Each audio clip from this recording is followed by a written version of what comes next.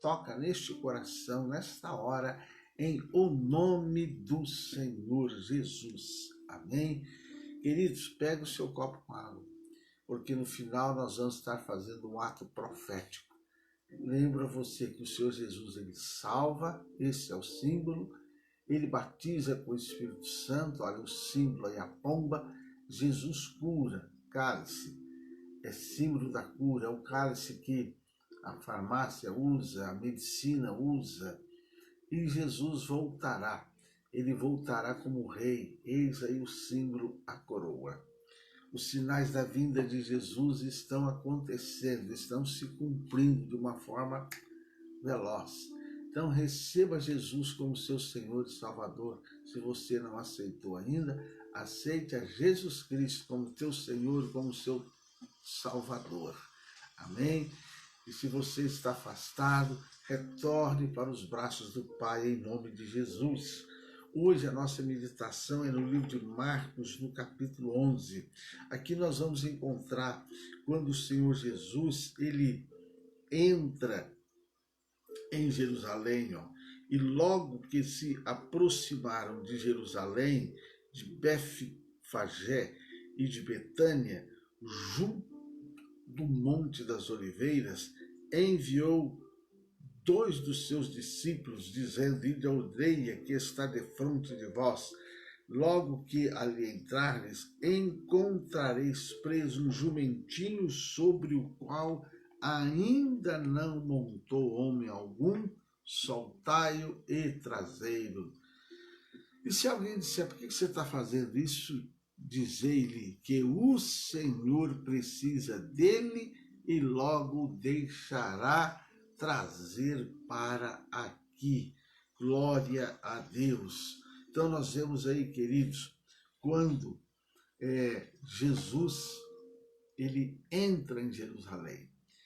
Mateus registra essa entrada, Marcos também. Até eu mencionei que a Igreja Católica, na Semana Santa, ela tem aquela festa, a procissão de ramos. E depois nos diz a palavra que no dia seguinte, quando saíram de Betânia, ele teve fome. Ele viu uma figueira que tinha folhas.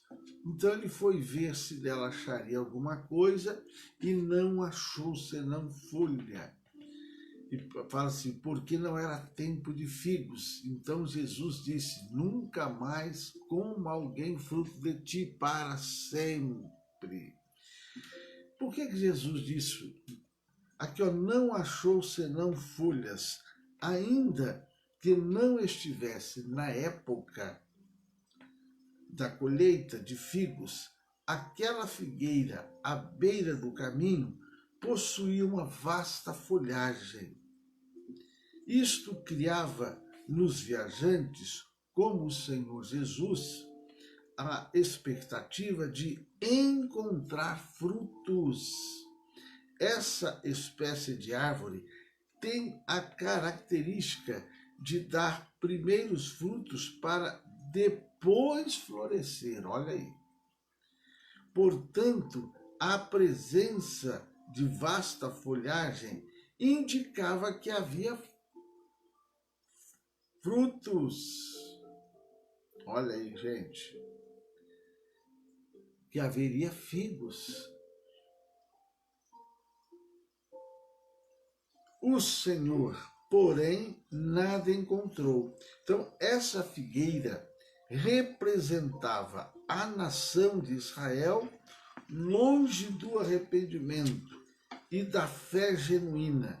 Embora o povo cumprisse os rituais religiosos e exibisse uma piedade vista a longa distância, era estéril espiritualmente. Olha aí, queridos.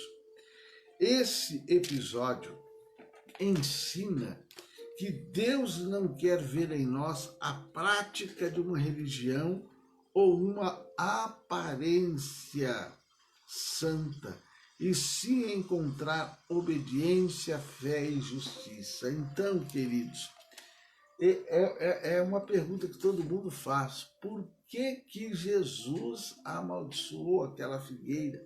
A própria Bíblia fala que não era tempo de fruto, não era tempo da figueira dar fruto. Aí Jesus chega lá, procura, como não tinha, ele amaldiçoa. Então, os discípulos ficaram olhando, mas por que o mestre fez isso? Não é tempo de dar fruto. Então, esta é a explicação. É que a figueira não era tempo também dela estar cheia de folhas. Porque aqui ela vinha o fruto e depois vinha a folhagem bonita. Então Jesus viu aquela folhagem bonita, ele deduziu, opa, tem fruto ali, só que não tinha. Foi por isso que ele amaldiçoou a figueira. A figueira, assim como a oliveira, são árvores, são plantas que representam, tipifica Israel. Então, Israel deveria dar fruto e não estava dando. É assim como eu e você. Jesus quer ver frutos em nós. Ele quer que a gente dê fruto. Lá em Gálatas tem uma lista de frutos do Espírito Santo. Certo? Tem 9 frutos lá no livro de Gálatas, que a presença do Espírito Santo de Deus tem que gerar em nós este fruto. O que é nós sem esses frutos? E nós temos que dar frutos. Frutos de piedade, de compaixão, frutos de misericórdia, frutos de ganhar a alma, frutos de adorar a Deus, são frutos. E o Senhor Jesus quer ver frutos em nós. Então, que tipo de cristão, que tipo de servos somos nós, se não produzirmos frutos? Então, Jesus aqui, ele amaldiçoou aquela figueira. Assim, bom, essa figueira então não está servindo para nada, ainda está enganando. Quem sabe você conhece muita gente que engana. Você olha para ela, isso aí deve ser uma bênção, deve ser um poço de santidade. E às vezes a pessoa até se apresenta de santo, mas às vezes se aproxima dela, não tem aquele fruto. Depois nós vamos ver que Jesus expulsa os mercadores no templo, certo? No versículo 7. Nós falamos, né, em Mateus, ele chega, ele bate, olha, minha casa não será chamada por todas as nações casa de oração, mas a tendes feita em covil de ladrões. É muito importante, irmãos, o que nós temos feito da igreja, o que nós temos feito da casa de oração, é importante isso hoje também. Depois nós vemos, queridos, o poder da fé. O versículo 25, Jesus disse, e quando estiverdes orando, perdoai se tendes alguma coisa contra alguém, para que vosso Pai que estás nos céus vos perdoe as vossas ofensas. Mas se vós não perdoardes, olha gente, isso é sério, se vós não perdoardes, também vosso Pai que está no céu não vai te perdoar. Então, ele diz, quando estiverdes orando, a oração feita com o íntimo cheio de mágoa, olha aí, queridos, e de rancor é ineficaz. Olha aí, gente, é ineficaz. Pois a pessoa que nega o perdão interrompe a sua comunhão com Deus. Gente, quantas pessoas são cristãs, crentes, evangélicos, protestantes, assim por diante. Quantos, olha aí, a mágoa, quando nós negamos o perdão, interrompe a nossa comunhão com Deus. Misericórdia, hein? A pessoa que nega o perdão interrompe. Em outras palavras, quando ela se recusa a esquecer uma ofensa, dá mais importância ao insulto sofrido do que a possibilidade de ficar com a consciência limpa perante Deus. Olha, então, amados, nós vamos orar. Isso aqui é muito sério.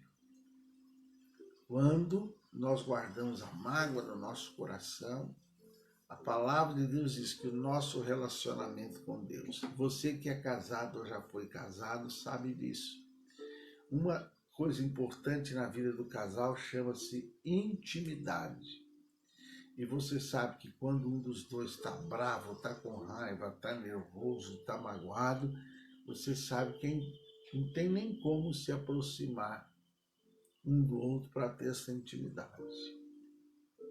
Então você que é casado já foi, você sabe. A mesma coisa em relação a Deus. Se a gente está magoado, interrompe a nossa comunhão com Deus. Então vamos estar orando. Essa comunhão tem que estar restaurada para que Deus nos ouve, né? Querido Deus e Pai, autor de nossa fé, eu te agradeço porque estamos encerrando aqui mais um capítulo. E aqui, meu Deus, nós destacamos duas coisas. A figueira que o Senhor Jesus amaldiçoou, porque ela estava linda, bonita, maravilhosa, como se tivesse frutos, e não havia ali fruto. Então vem aquela maldição sobre ela. O que é de nós se não darmos frutos, Senhor? O que é de nós, da nossa vida cristã, da nossa vida de fé, se não produzimos fruto? E também, meu Deus, nós vemos aqui o poder da fé. Mas o poder da fé aqui está atrelado à liberação de perdão. Senhor, abençoa a pessoa que vai ouvir essa live. Se for uma pessoa que está ferida, magoada, machucada, que ao ouvir a tua voz, ela libera esse perdão para essa pessoa. Que não fique no nosso coração amargo. É verdade que são muitas pessoas que muitas vezes têm atitudes que nos ferem, nos machucam. Fica aquela dor emocional. Senhor, mas que nós liberamos perdão em nome de Jesus.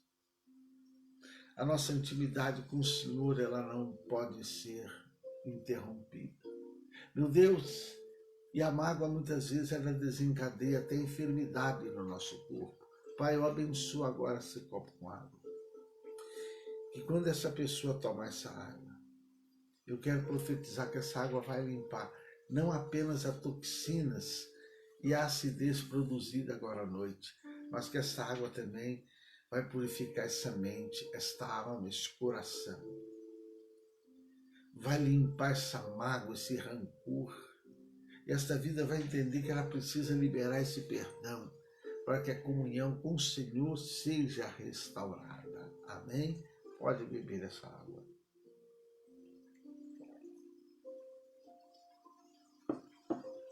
Graças a Deus que nos dá a vitória. Amados, compartilhe essa palavra em nome do Senhor Jesus. Ela vai estar aí no meu Face e daqui a pouco eu vou estar colocando ela também no canal Lelis. E que o amor de Deus Pai, a graça do Senhor Jesus Cristo, a comunhão gloriosa do Espírito Santo, seja com todos vós hoje e sempre. Amém?